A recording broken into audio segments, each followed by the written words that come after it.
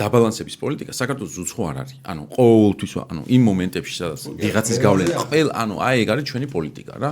ვიყავით 1-2 დამოუკიდებელი სოფლიო ისტორიაში დანარჩენი არის რომ სპარსეთის ინტერესი, ვახტანგ გორგასალია, ბიზანტიის ინტერესები, ამის ინტერესები. ანუ რუკას რო უყურებ ხოლმე ხან იმპერი ვართ, რომელიც იმპერია გვყავს, ხან არა, მაგრამ როცა არ არის, ეს იმას ანიშნავს რომ ვიყავით აბსოლუტურად დამოუკიდებელი.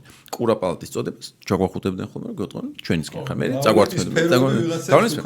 ხო და შესაბამისად ეხა ამათ მარაკნეს რომ თქვენს რომ აი ჩვენ რაღაცა კლასიკურ ეხა 100 წლის მე რო გადმოხედო კიდევ ერთ მორიგ ჯერზე საქართველოს მაირჩია დაბალანსების პოლიტიკა. ნაცვლად სულ მასშტაბიანი იმის ინტეგრაციის თქვა ევროპაში. დაბალანსების პოლიტიკას წავიდა. ოკეი. კი ბატონო, წავიდა რუსეთის სასარგებლოდ.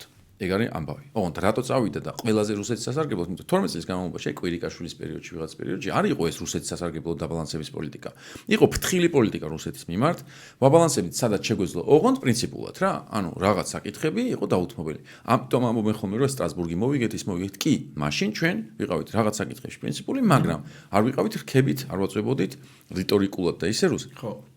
რაღაც ეტაპზე როდესაც უკვე კანდიდატის იმან რომ დააჩქარა და კანდიდატის სტატუსი გაჩნდა როგორც იდეა და ეს ნიშნავს რომ დაჩქარდა ყველაფერი მაგალითად მოლდოვასაც უკრეს რა მილიარდი მიცეს უდღეს რომ რეფორმები რა ანუ იგივე იქნებოდა ჩვენ შემთხვევაში მოგცემ დაგიდენ ფული არ მაქვს რეფორმას აჰა შენ მილიარდი ზეგ მე მინდა რომ პოლიციის სისტემა განათლებზე გამომისწორო რა და 30-ში გიღებ ეს რო უთხრეს უცებ აი იმ ლისტში ამ 12 პუნქტში აღმოჩნდა პროკურატურა რაზეც ესენი დგანან და დაბალანსების პოლიტიკის ნაწილი იყო ის რომ ნელავიული აი სწორი მიმართულებით ბორძიკი აი ეგ და 30-მდე რამე იქნება ამასობაში ფული ის გადმოვლიან ოფშორის კანონის 4 წლით მიიღეს სინამდვილეში რა სიგიჟეა რაღაცა გეგმა აქვს თუ აი 28-ში ამას ვიზა მოკლედ ხო და ამ დაბალანსებაში აღმოჩნდა რომ ევროპამ უცებ მოგთხოვა რომ შეცვალე და შეიძლება ძალაუფლება დაკარგო აი ეგ და ამიტომ ეს პროევროპულ იდეაში დაბალანსება გადმოეწყო პრორუსულ დაბალანსებაში და თქვა რომ ეს მე არ მომთხოვს მაგას ირანი ჩინეთი და ის არ მომთხოვს ევროპამ თხოვდა ამიტომ ოღონდ მე გავაგზელებ ანუ